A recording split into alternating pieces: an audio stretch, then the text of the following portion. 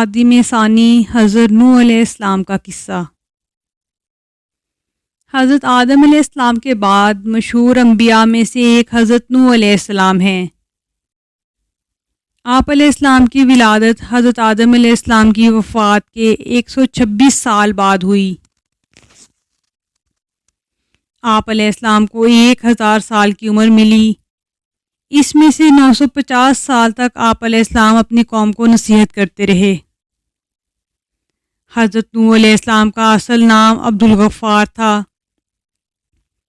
لیکن آپ علیہ السلام اپنی قوم اور آخرت کی فکر میں بہت زیادہ رویا کرتے تھے، اس لیے اللہ تعالیٰ نے قرآن مجید میں آپ علیہ السلام کو نوح بہت زیادہ رونے والے کے نام سے یاد کیا ہے۔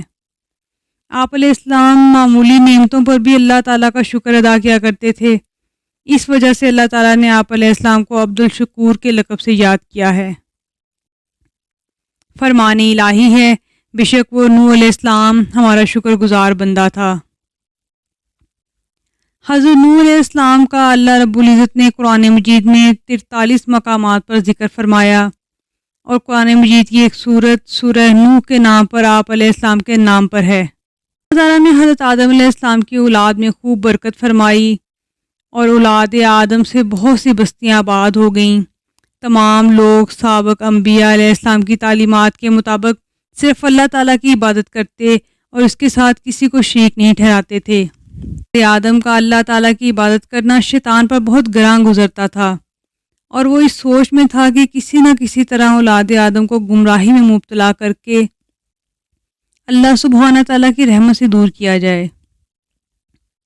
شیطان کو یہ معلوم تھا کہ شرک بہت بڑا گناہ ہے جس پر اللہ تعالیٰ بہت زیادہ ناراض ہوتے ہیں، اس لیے انسانوں کو شرک میں مبتلا کرنے کے بارے میں سوچنے لگا۔ آخر کار اس نے قوم نوح میں سے جو نیک لوگ فوت ہو چکے تھے ان کے نام پر شرک کو رائج کر کے لوگوں کو سیدھی راہ سے ہٹا دیا۔ فرمان الہی ہے، اور انہوں نے کہا، اے لوگو، تم اپنی خود ساختہ معبودوں کو ہرگز نہ چھوڑنا۔ احادیث سے رسول اللہ صلی اللہ علیہ وآلہ وسلم ہے۔ حضرت عبداللہ بن عباس رضی اللہ تعالیٰ عنہ فرماتے ہیں، قوم نوح میں شرک کی ابتدا اس طرح ہوئی کہ ود، سوا، یغوث، یعوق اور نصر، یہ پانچوں افراد قوم نوح میں نیک لوگ تھے۔ جب یہ وفات پا گئے تو شیطان نے ان کی قوم کے دل میں یہ بات ڈالی کہ تم ان کے بیٹھنے کی جگہوں پر ان کے ناموں کے مجسمے بنا کر رکھ دو تاکہ انہیں دیکھ کر تمہیں اللہ تعالیٰ کی عبادت کا شوق پیدا ہو۔ چنانچہ قوم نے ایسا ہی کیا۔ پھر جب یہ مجسمے بنانے والے مر گئے تو ان کے بعد آنے والے لوگوں نے لا علمی میں یہ سمجھا کہ ہمارے باپ دادا انہی مجسموں کی عبادت کیا کرتے تھے، بس انہوں نے ان نیک لوگوں کے مجسموں کی عبادت کرنا شروع کر دی۔ اس طرح ان کے درمیان شرک پھیل گیا۔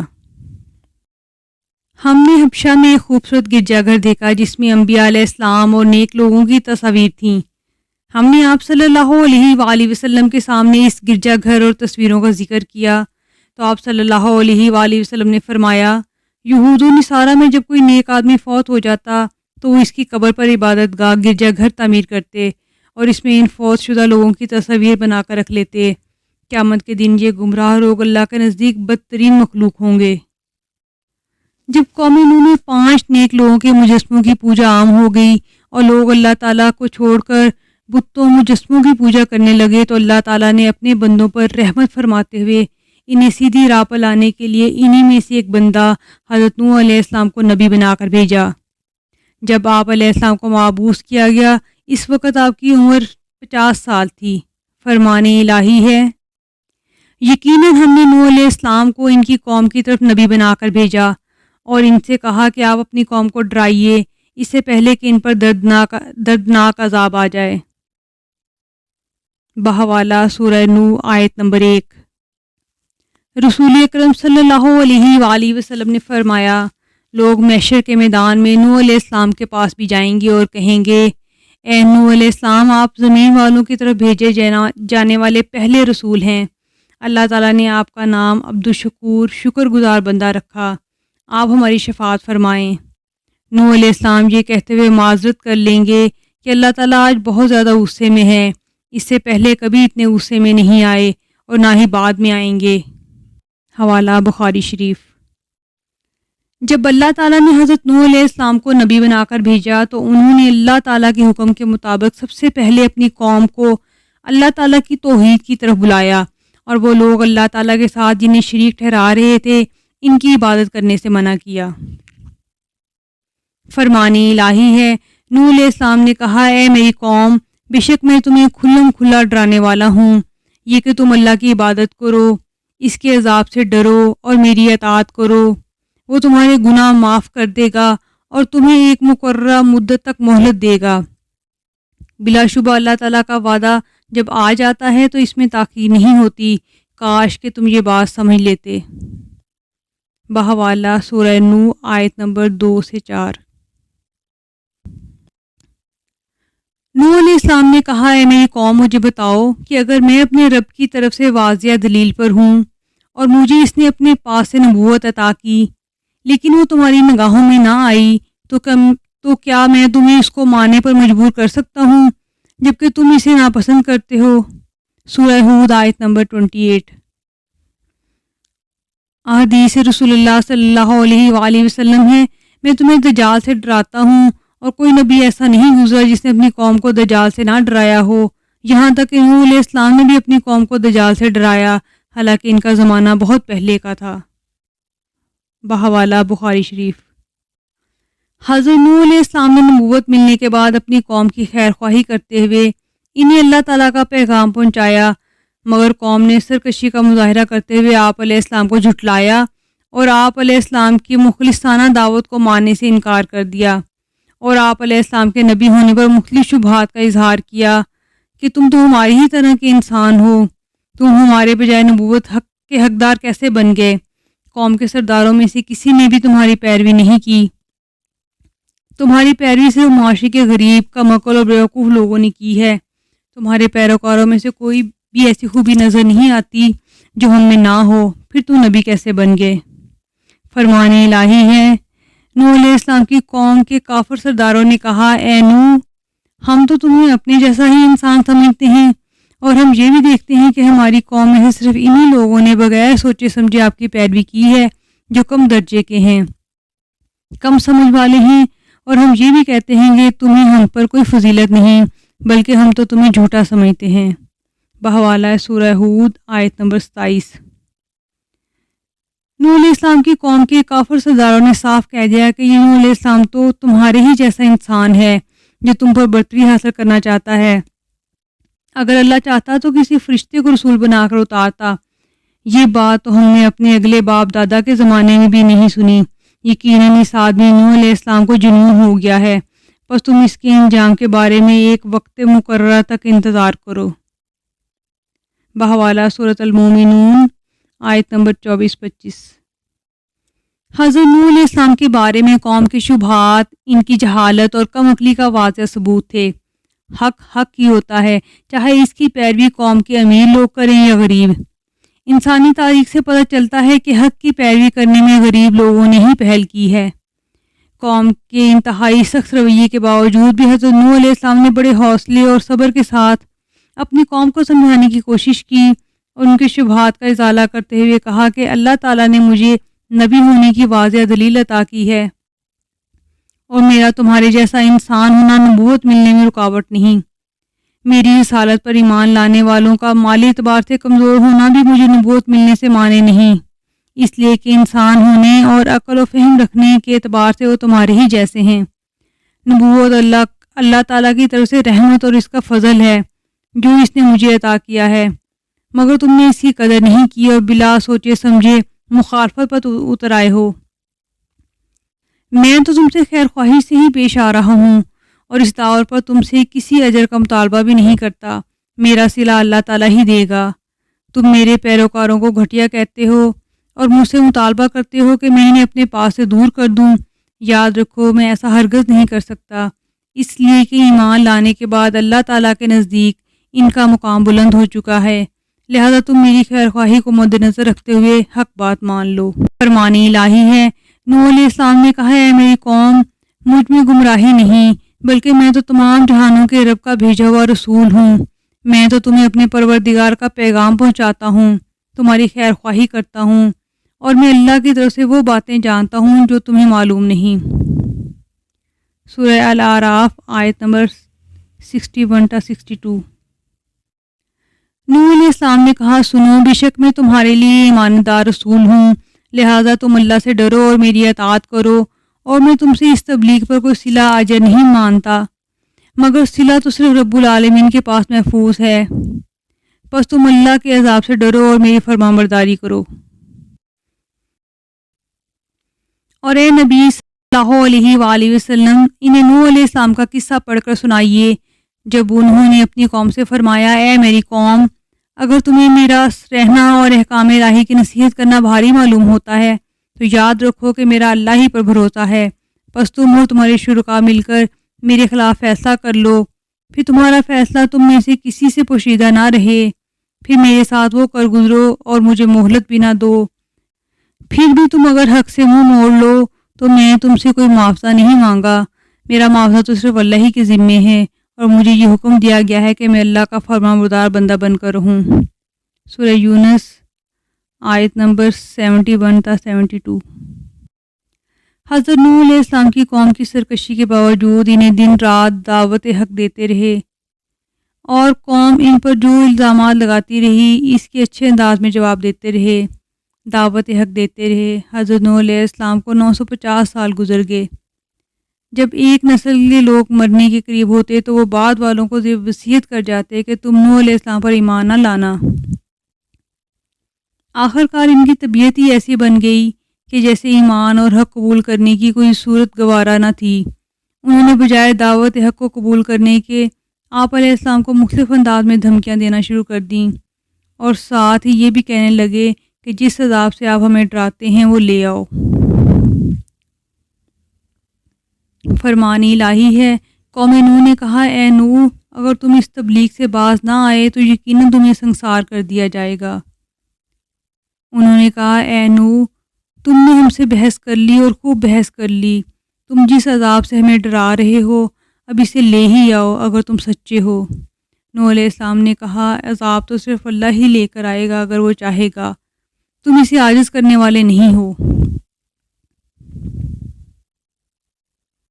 جب حضرت نوح علیہ السلام دن رات دعوت ایمان اور بے مثال کوشش کے باوجود قوم نے دعوت ایمان قبول کرنے کے بجائے عذاب کا مطالبہ کر دیا، اور اللہ تعالیٰ نے بھی بذریعہ وحی آپ علیہ السلام کو آگاہ کر دیا کہ جس کی قسمت میں ایمان تھا وہ لا چکے، اب مزید ایمان نہیں لائیں گے، تو آپ علیہ السلام اپنی قوم کے سرکش اور کافر لوگوں کے مقابلے میں اللہ تعالیٰ سے مدد کی درخواست کر دی۔ فرمان الہی ہے، نوح علیہ السلام نے دعا کی، اے میرے رب، میری قوم نے مجھے جھٹلا دیا، اب میرے اور ان کے درمیان فیصلہ فرما دیں اور مجھے اور میرے مومن ساتھیوں کو ان سے نجات عطا فرمائیں۔ اور بلا شبہ نوح علیہ السلام نے ہمیں پکارا، دیکھ لو ہم کیسے اچھی دعا قبول کرنے والے ہیں، ہم نے انہیں اور ان کے گھر والوں کو بڑی مصیبت سے بچا لیا۔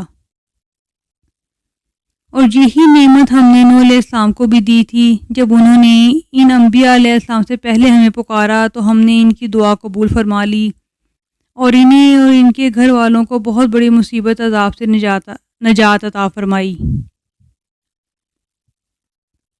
حضرت نوح علیہ السلام نے اللہ عز و جل سے اپنے لیے مدد کی درخواست کی تو اللہ تعالیٰ نے فوراً قبول فرماتے ہوئے آپ علیہ السلام کو ایک کشتی بنانے کا حکم دیا۔ فرمان الہی ہے، ہم نے نوح علیہ السلام کی دعا قبول فرما لی اور اس نوح علیہ السلام کی قوم کے خلاف مدد کی جنہوں نے ہماری آیتوں کو جھٹلایا تھا، یقیناً وہ بہت ہی برے لوگ تھے۔ نوح علیہ السلام کی طرف وحی بھیجی گئی کہ آپ کی قوم میں سے جو لوگ ایمان لا چکے ہیں ان کے سوا اب اور کوئی بھی ایمان نہیں لائے گا، بس آپ اس پر غم نہ کیجئے جو یہ کر رہے ہیں، آپ ہماری آنکھوں کے سامنے اور ہماری وحی کے مطابق کشتی تیار کریں اور ظالموں کے بارے میں ہم سے کوئی بات نہ کریں۔ سورہ ہود آیت نمبر 36-37۔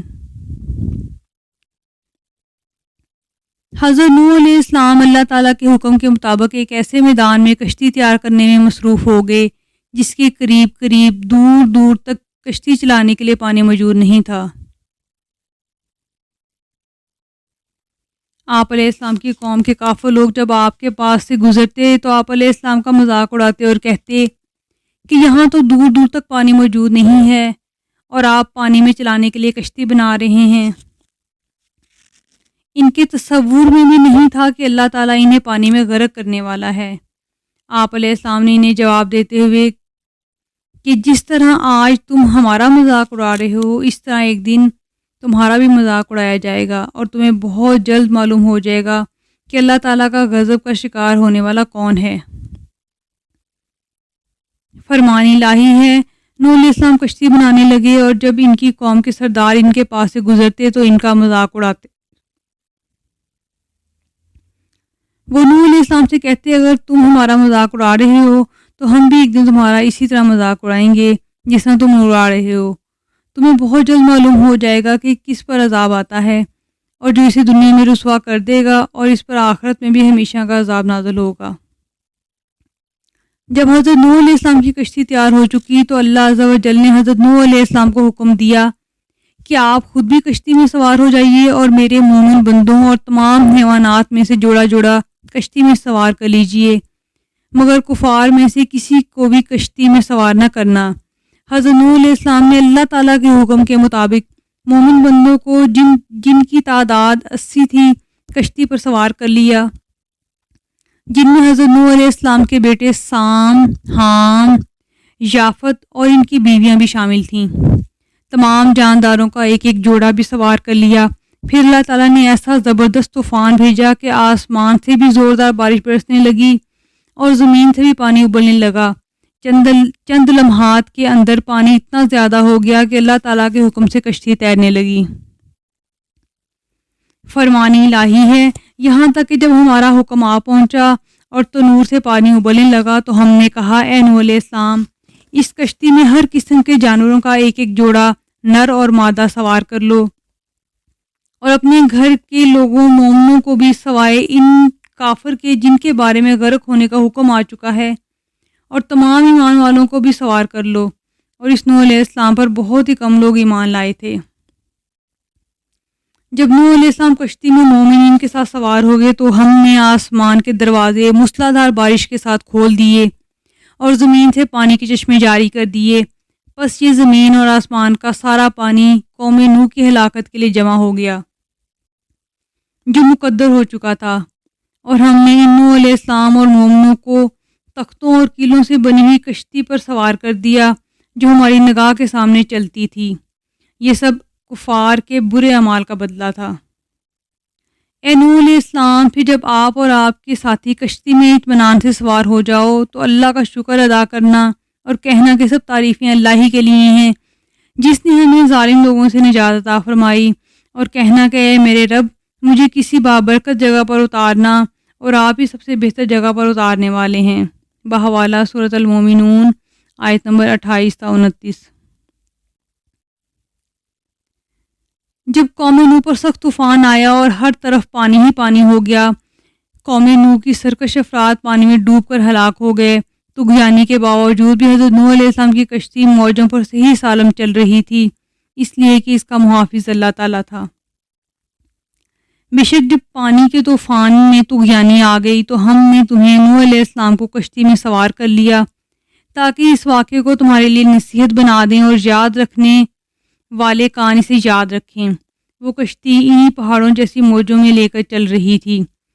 پھر کفار نے اس نوح علیہ السلام کو جھٹلایا تو ہم نے اس نوح علیہ السلام اور ان لوگوں کو نجات دی جو ان کی ساتھ کشتی میں سوار تھے، اور انہیں زمین کا وارث بنا دیا، اور ہم نے ان لوگوں کو غرق کر دیا جنہوں نے ہماری آیات کو جھٹلایا تھا۔ بس آپ دیکھ لیجئے ان لوگوں کا کیسا برا انجام ہوا جنہیں ڈرایا گیا تھا۔ سورہ یونس آیت نمبر 73۔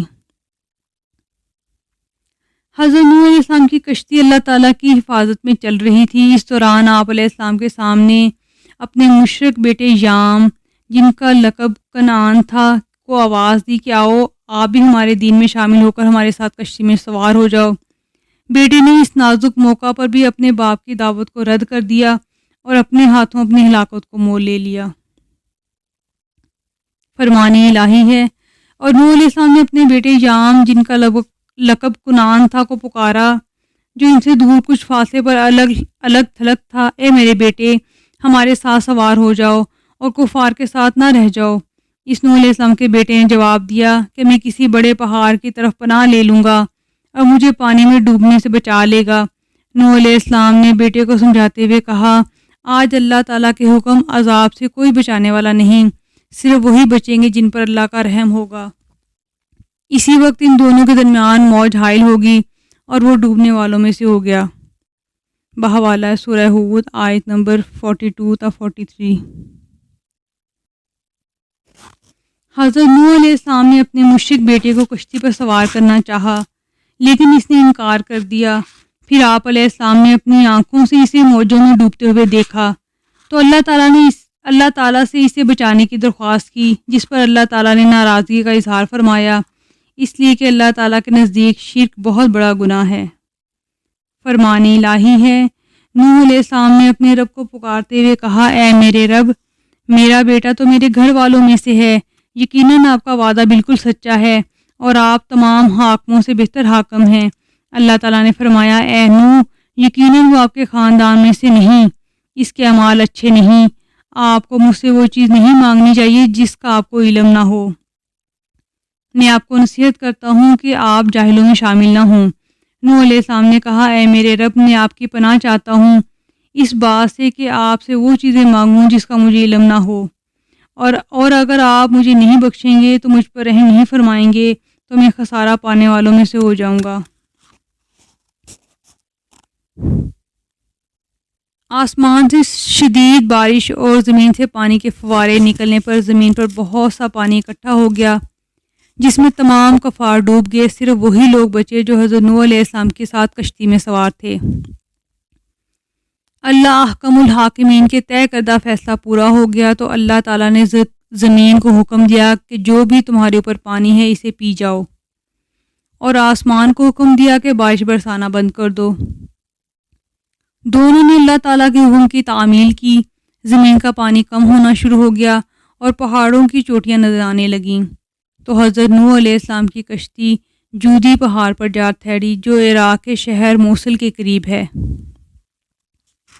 اللہ تعالیٰ نے حضرت نوح علیہ السلام سے فرمایا کہ اب آپ سلامتی کے ساتھ کشتی سے زمین پر اتر جائیے، آپ پر اور آپ کے مسلمان ساتھیوں پر اللہ تعالیٰ کی برکتوں اور رحمتوں کا سایہ رہے گا، اور ان میں سے کچھ کی نسل میں سے ایسے لوگ پیدا ہوں گے جو آگے چل کر کفر کی راہ اختیار کریں گے۔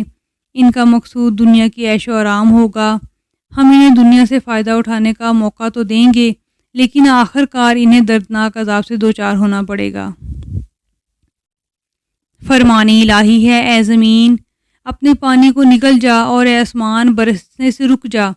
اسی وقت پانی خشک کر دیا گیا اور کفار کا کام تمام ہو گیا، اور کشتی جودی پہاڑ جو عراق میں موصل شہر سے کچھ فاصلے پر واقع ہے پر جا ٹھہری، اور فرما دیا گیا کہ ظالم لوگوں کے لیے اللہ تعالیٰ کی رحمت سے دوری ہے۔ سورہ ہود آیت نمبر 44۔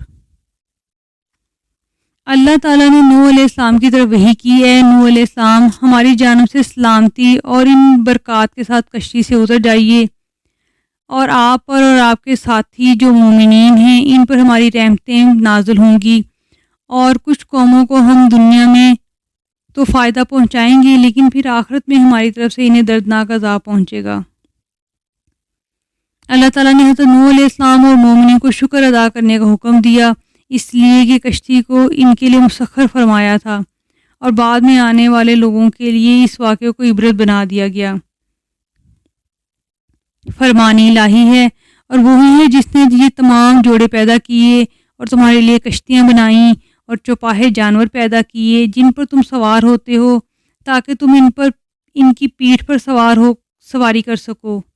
پھر جب ان کی پیٹھ پر اچھی طرح بیٹھ جاؤ تو اپنے رب کی نعمت کو یاد کرو اور کہو، پاک ہے وہ اللہ جس نے ان سواریوں کو ہمارے تابع بنا دیا، ورنہ ہم انہیں قابو میں لانے کی طاقت نہیں رکھتے تھے، بے شک ہمیں ایک دن اپنے رب کی طرف لوٹ کر جانا ہے۔ حضرت نوح علیہ السلام نے اپنی قوم کو اللہ تعالیٰ پر ایمان لانے کی تلقین کی، مگر قوم پھر بھی ایمان نہ لائی، یہاں تک کہ آپ علیہ السلام کا حقیقی بیٹا یام بھی عذاب الہی کا شکار ہو گیا۔ اسی طرح آپ علیہ السلام کی بیوی نے ایمان نہ لانے کی وجہ سے عذاب الہی کی مستحق ٹھہری۔ فرمان الہی ہے، اللہ تعالیٰ نے کفار کے لیے نوح اور لوط کی بیویاں مثال بنا دیں۔ یہ دونوں ہمارے دو نیک بندوں کے نکاح میں تھیں، مگر ان دونوں نے اپنے شوہروں کی خیانت کی تو وہ شوہر اللہ تعالیٰ کے مقابلے میں ان کے کچھ کام نہ آ سکے، اور ان بیویوں سے کہہ دیا کہ تم دونوں بھی جہنم میں داخل ہونے والوں میں کے ساتھ داخل ہو جاؤ۔ حدیث رسول اللہ صلی اللہ علیہ وآلہ وسلم ہے، رسول اکرم صلی اللہ علیہ وآلہ وسلم نے ایک مرتبہ اپنے خاندان کو جمع کر کے ایک ایک سے مخاطب ہو کر فرمایا، اے مروہ بن کعب کی اولاد، اے عبد الشمس کی اولاد، اے عبد المناف کی اولاد، اے ہاشم کی اولاد، اے عبد المطلب کی اولاد، اے فاطمہ، اپنے نفسوں کو جہنم کی آگ سے بچا لو، میں اللہ تعالیٰ کے ہاں تمہاری کسی کام نہیں آ سکوں گا۔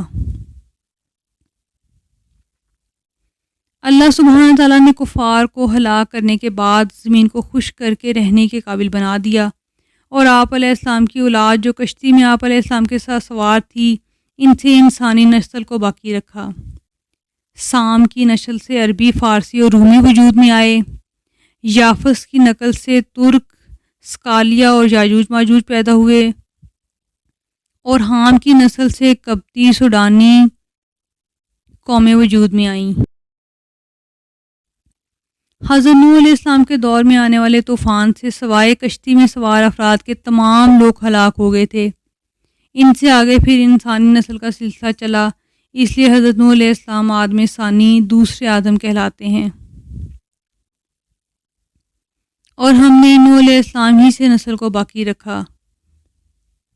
رسول اکرم صلی اللہ علیہ وآلہ وسلم نے فرمایا، جب نوح علیہ السلام کی وفات کا وقت قریب آیا تو انہوں نے اپنے بیٹے کو وصیت فرمائی کہ میں تجھے دو کاموں کا حکم دیتا ہوں اور دو کاموں سے روکتا ہوں۔ وہ چیزیں جن کا حکم دیتا ہوں، ایک لا الہ الا اللہ کو اختیار کرنا، کیونکہ ترازو کے ایک پلڑے میں ساتوں آسمان اور ساتوں زمین رکھ دیے جائیں اور دوسرے پلڑے میں لا الہ الا اللہ کو رکھ دیا جائے تو ان کلمات والا پلڑا جھک جائے گا۔ دوسرا سبحان اللہ و بحمدہ کثرت سے پڑھتے رہنا، کیونکہ اسی کی برکت سے اللہ تعالیٰ مخلوق کو روزی عطا فرماتے ہیں۔ اور وہ دو چیزیں جن سے منع فرمایا، نمبر 1 میں تمہیں اللہ کا شریک ٹھہرانے سے منع کرتا ہوں، نمبر 2 تمہیں تکبر کرنے سے روکتا ہوں۔ عبداللہ بن عمر رضی اللہ تعالیٰ عنہ کہتے ہیں، میں نے عرض کی، اے اللہ کے رسول صلی اللہ علیہ وآلہ وسلم، شرک سے تو ہم واقف ہیں، لیکن تکبر کا کیا مطلب ہے؟ کیا اچھے جوتے پہننا، اچھا لباس پہننا، سواری کے لیے اچھا جانور رکھنا، یا اس کے پاس کثرت سے دوستوں کی آمد و رفت کا رہنا تکبر ہے؟ آپ صلی اللہ علیہ وآلہ وسلم نے فرمایا، نہیں۔ میں نے عرض کیا، پھر تکبر کیا ہوتا ہے؟ آپ صلی اللہ علیہ وآلہ وسلم نے فرمایا، حق کی حقیقت کا انکار کرنا اور لوگوں کو حقیر جاننا تکبر ہے۔